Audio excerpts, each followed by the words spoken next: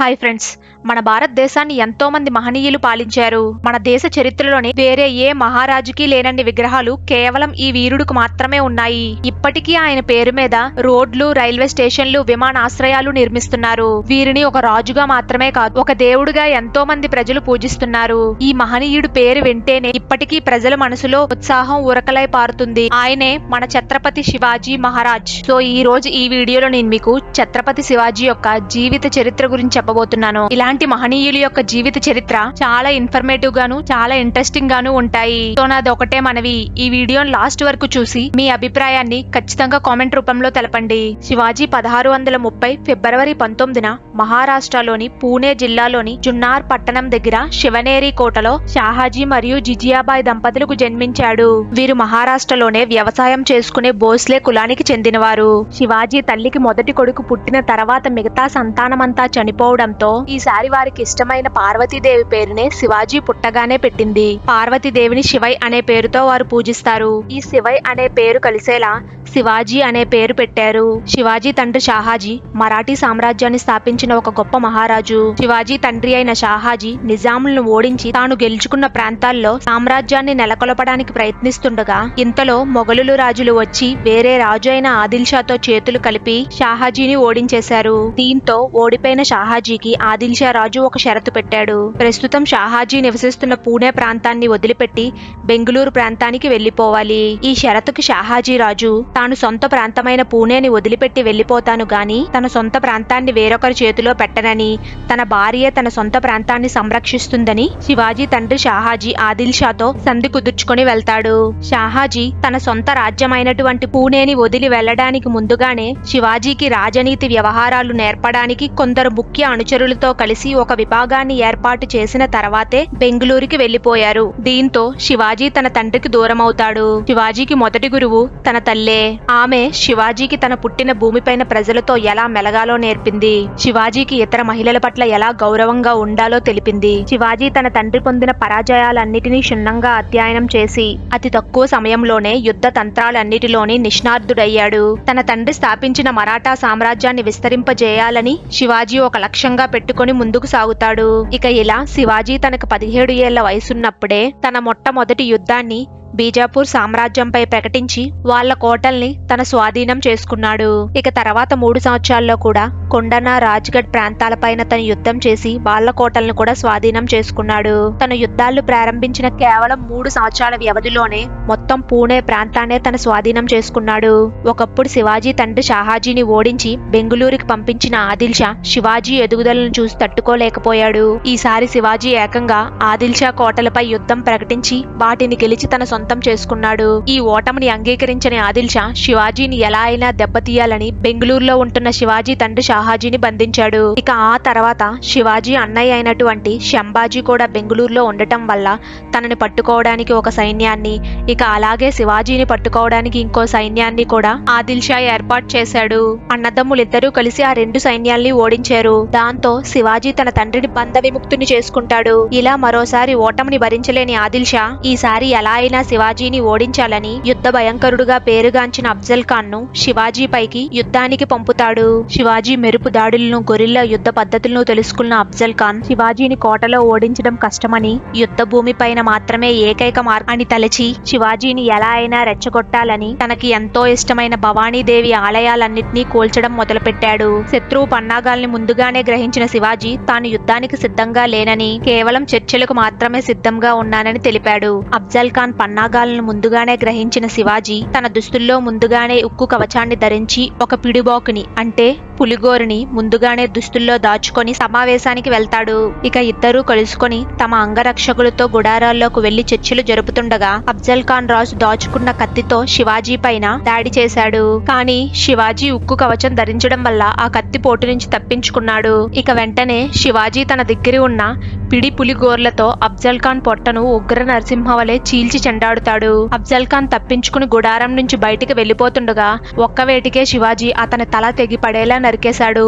ఈ విజయంతో శివాజీ పేరు మరాఠా యోధుడుగా మొత్తం మహారాష్ట్ర అంతా మారుమోగిపోయింది. దాంతో ఇది గమనించిన బీజాపూర్ సుల్తాన్ శివాజీని ఎలా అయినా తొక్కుపెట్టి ఉంచాలని బలమైన యుద్ధ వీరులుగా పేరుగాంచిన ఆఫ్ఘన్ పస్తూన్ సైనికులను శివాజీ పైకి యుద్ధానికి పంపగా శివాజీ తన తెలివితో వీళ్ళందర్నీ చంపి విజయం సాధించాడు. ఇక ఈ సంఘటనతో శివాజీ కీర్తి ప్రతిష్టలు మొత్తం భారతదేశమంతా వ్యాపించాయి. ఇక దీని తర్వాత ఎందరో హిందూ రాజులకు శివాజీ ఒక ఆదర్శంగా నిలిచాడు. ఇదంతా సహించలేని బీజాపూర్ సుల్తాన్ అరబ్, పర్షియా, ఆఫ్ఘన్ నుండి 10,000 మంది కిరాయి సైనికుల్ని శివాజీని చంపడానికి పంపగా శివాజీ తన వద్దనున్న 5,000 మంది మరాఠా యోధులతో కలిసి హరహర మహాదేవ అంటూ శత్రువులపై యుద్ధరంగంలో విజృంభించి వారిని ఊచకోత కోశాడు. ఇక ఈ విజయంతో శివాజీ అంటే కేవలం సుల్తాన్లకే కాక మొఘల్ చక్రవర్తి అయిన ఔరంగజేబుకు కూడా భయం ఏర్పడింది. శివాజీ యుద్ధ విషయంలో ఎప్పటికప్పుడు కొత్త పద్ధతుల్ని అవలంబించేవారు.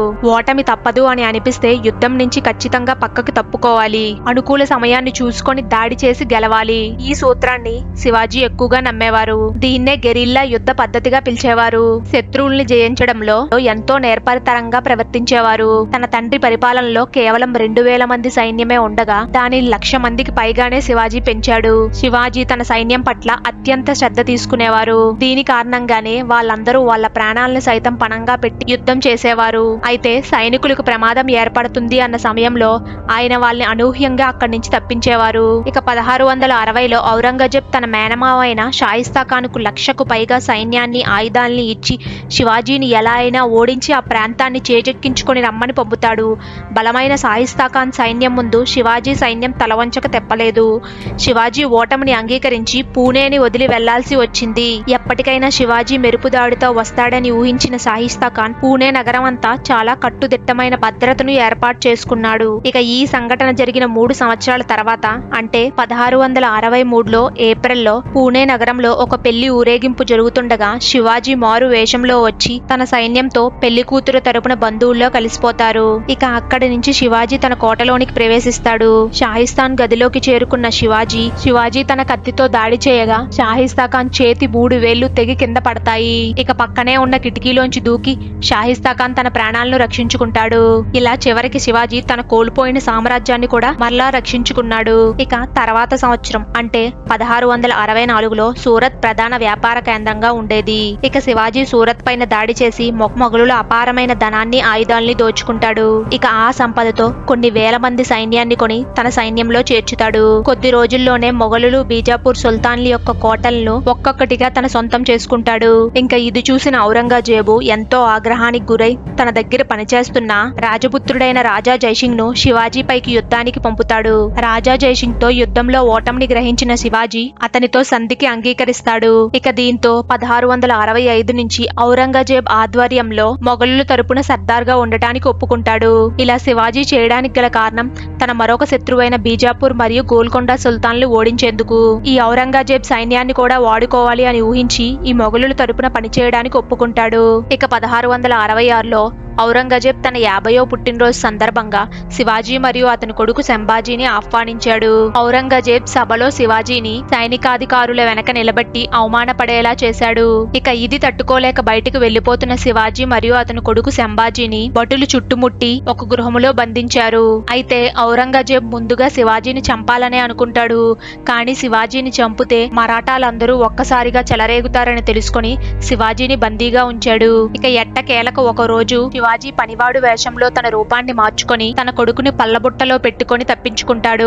ఇక ఇలా తప్పించుకున్న శివాజీ చివరికి రాయగర్కి చేరుకున్నారు. ఇక ఆ తర్వాత శివాజీ 2 సంవత్సరాల పాటు మొఘలులపై ఎలాంటి దాడికి దిగకుండా సంధికి మాత్రమే కట్టుబడి ఉన్నాడు. అయినా సరే మొఘలుల సైన్యం ఈసారి మళ్లీ శివాజీపై దాడి చేశారు. ఈసారి శివాజీ వాళ్ళందరినీ చిత్తు కింద ఓడించేశాడు. మరోవైపు ఔరంగజేబ్ శివాజీ బలహీనుడైపోయాడు. తన వల్ల ఎలాంటి ప్రమాదము మనకు రాదు అని శివాజీని తక్కువ అంచనా వేశాడు. కానీ మరోవైపు శివాజీ బయటికి తెలియకుండా తన పనులను రహస్యంగా చేయడం మొదలుపెట్టాడు. దాంతో చివరికి 1670 నాటికి మొఘలుల కోటలపై శివాజీ 1,00,000కు పైగా సైన్యంతో ఏమాత్రం అలిసిపోకుండా మొఘలుల సైన్యంపై దాడి చేసి వాళ్ళ కోటలన్నింటినీ స్వాధీనం చేసుకున్నాడు. చివరికి మొఘలుల సైన్యం శివాజీని ఎదిరించలేక ఓడిపోయింది. ఇలా తన శక్తి సామర్థ్యాలతో ఎన్నో రాజ్యాలను చేజెక్కించుకున్న శివాజీకి 1674 జూన్ 6న రాయ్గఢ్ కోటలో వేద పఠనాల మధ్య క్షత్రియ రాజులందరికీ అధిపతిగా కీర్తిస్తూ ఛత్రపతి అనే బిరుదును ప్రదానం చేశారు. 27 ఏళ్ల పాటు యుద్ధాల్లో గడిపి ఎందరో హిందూ రాజులకి ఆదర్శంగా నిలిచి